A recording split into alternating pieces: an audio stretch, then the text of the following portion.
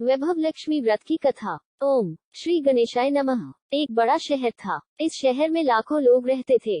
पहले के जमाने के लोग साथ साथ रहते थे और एक दूसरे के काम आते थे। पर नए जमाने के लोगों का स्वरूप ही अलग सा है। सब अपने अपने काम में रत रहते हैं। किसी को किसी की परवाह नहीं। घर के सदस्यों को भी एक दूसरे की परवाह नहीं होती। भजन कीर्तन, भक्ति भाव, दया माया, परोपकार जैसे संस्कार कम हो गए हैं। शहर में बुराइयां बढ़ गई थी। शराब, जुआ, रेस, व्यभिचार, चोरी डकैती आदि बहुत से अपराध शहर में होते थे। कहावत है कि हजारों निराशा में एक अमर आशा छिपी हुई है। इसी तरह इतनी सारी बुराइयों के बावजूद शहर में कुछ अच्छे लोग भी रहते थे। ऐसे अच्छे लोगों में शीला और उनके पति की गृहस्थी मानी जाती थी। शीला धार्मिक प्रकृति की और संतोषी थी। उनका पति भी विवेकी और सुशील था। शीला और उनका पति ईमानदारी से जीते थे। वे किसी की बुराई न करते थे और प्रभु भजन में अच्छी तरह समय व्यतीत कर रहे थे। उनकी गृहस्थी आदर्श गृहस्थी थी और शहर के लोग उनकी गृहस्थी की सराहना करते थे। शीला की गृहस्थी इसी तरह खुशी खुशी चल रही थी। पर कहा जाता है कि कर्म की गति अकल है, विधाता के लिखे लेख कोई नहीं समझ सकता है। इंसान का नसीब पल भर में राजा को रंग बना देता है और रंग को राजा। शीला के पति के अगले जन्म के कर्म भोगने बाकी रह गए होंगे कि वह बुरे लोगों से दोस्ती कर बैठा। वह जल्द से जल्द करोड़पति होने के ख्वाब देखने लगा। इसलिए वह गलत रास्ते पर चल निकला और करोड़पति के बजाय रोड़पति बन गया। यानी रास्ते पर भटकते भिखारी जैसी उसकी स्थिति हो गई थी। शहर में शराब, जुआ, रेस, चरस, गांजा आदि बदियां फैली हुई थी। उसमें शीला का पति भी फंस गया। दोस्तों के साथ उसे भी शराब की आदत हो गई। जल्द से जल्द पैसे वाला बनने की लालच में दोस्तों के साथ रेस जुआ भी खेलने लगा।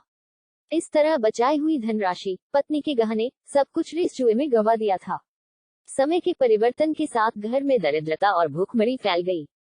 सुख से खाने के बजाय 2 वक्त के भोजन के लाले पड़ गए और शीला को पति की गालियां खाने का वक्त आ गया था। शीला सुशील और संस्कारी स्त्री थी। उसको पति के बर्ताव से बहुत दुख हुआ, किंतु वह भगवान पर भरोसा करके बड़ा दिल रखकर दुख सहने लगी। कहा जाता है कि सुख के पीछे दुख और दुख के पीछे सुख आता ही है, इसलिए दुख के बाद सुख आएगा ही। ऐसी श्रद्धा के साथ शीला प्रभु भक्ति में लीन रहने लगी। इस तरह शीला असह्य दुख सहते सहते प्रभु भक्ति में वक्त बिताने लगी। अचानक एक दिन दोपहर में उनके द्वार पर किसी ने दस्तक दी। शीला सोच में पड़ गई कि मुझ जैसे गरीब के घर इस वक्त कौन आया होगा। फिर भी द्वार पर आए हुए अतिथि का आदर करना चाहिए, ऐसे आर्य धर्म के संस्कार वाली शीला ने खड़े होकर द्वार खोला। देखा तो एक माँ जी खड़ी थी। वे बड़ी उम्र की लगती थी, किंतु उनके चेहरे पर अलौकिक तेज निखर रहा था। उनकी आंखों में से मानो अमृत बह रहा था। उनका भव्य चेहरा करुणा और प्यार से छलकता था।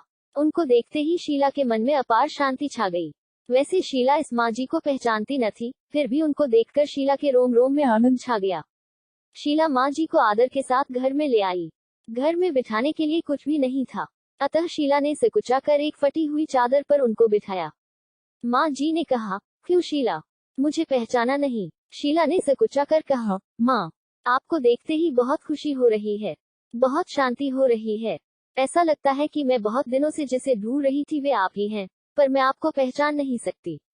माँ जी ने हंसकर कहा, क्यों भूल गई? हर शुक्रवार को लक्ष्मी जी के मंदिर में भजन कीर्तन होते हैं, तब मैं भी वहाँ आती हूँ। वहाँ हर शुक्रवार को हम मिलते हैं। पति गलत रास्ते पर चढ़ गया, तब से शीला बहुत दुखी हो गई थी और दुख की मारी वह लक्ष्मी जी के मंदिर में भी नहीं जाती थी।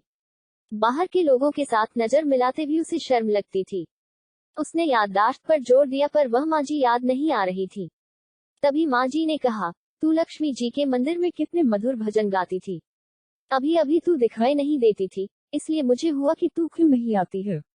कहीं बीमार तो नहीं हो गई है ना? ऐसा सोचकर मैं तुझसे मिलने चली आई हूँ। माँ जी के अति प्रेम भरे शब्दों से शीला का हृदय पिघल गया। उसकी आंखों में आंसू आ गए। माँ जी के सामने वह बिलख बिलख कर रोने लगी। यह देखकर माँ जी शीला के नजदीक आई और उसकी सिसकती पीठ पर प्यार भरा हाथ फेरकर सांत्वना देने लगी।